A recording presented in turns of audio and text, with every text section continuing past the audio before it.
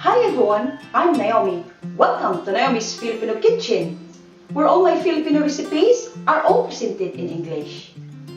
Today, I'm going to show you how to cook Nilagang Baka, which is a Filipino beef soup. Here are the ingredients of my Nilagang Baka: beef, onion, chili pepper, green beans, new potatoes, spinach, lemongrass, ground black pepper, fish sauce, and water. Now let's start cooking. Guys, we've used a cut of beef ribs because it's got bone, marrow, fat, and meat.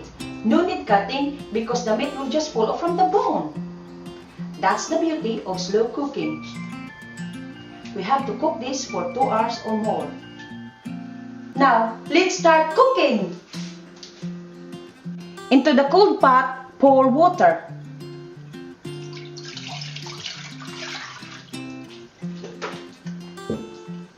Cover and bring it to boil.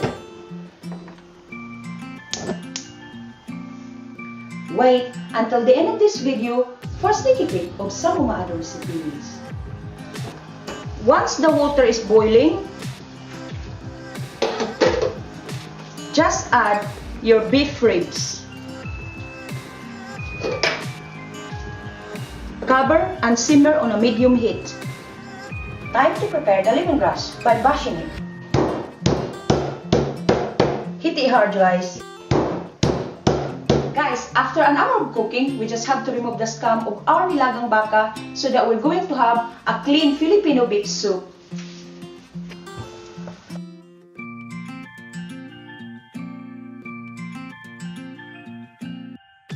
Now we've removed the scum from our Nilagang Baka, time to add the lemongrass, chili pepper, onion, and ground black pepper.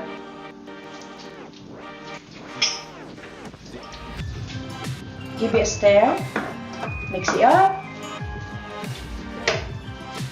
cover and simmer for another hour. After 2 hours of cooking, let's add the potato to our Nilagang Baka.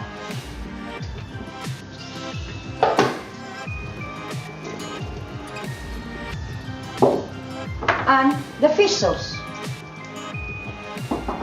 Give it a stir.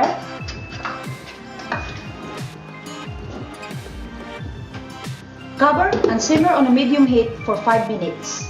After 5 minutes, let's add the green beans to our Nilagang Baka.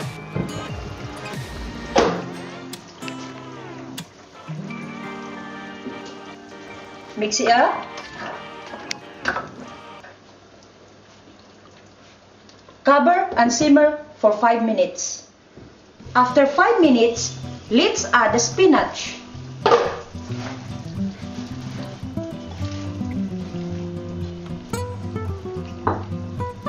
Give it a stir. Cover and simmer on a low heat. After 1 minute, our Nilagang Baka is now ready. Serve with rice and enjoy. Here we go, guys, my Nilagang Baka ready to enjoy. Now let's taste it.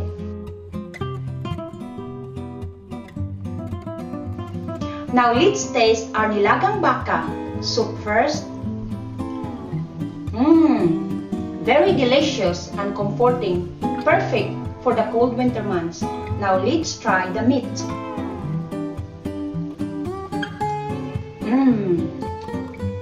Oh, tender and juicy, and that's the beauty of slow cooking.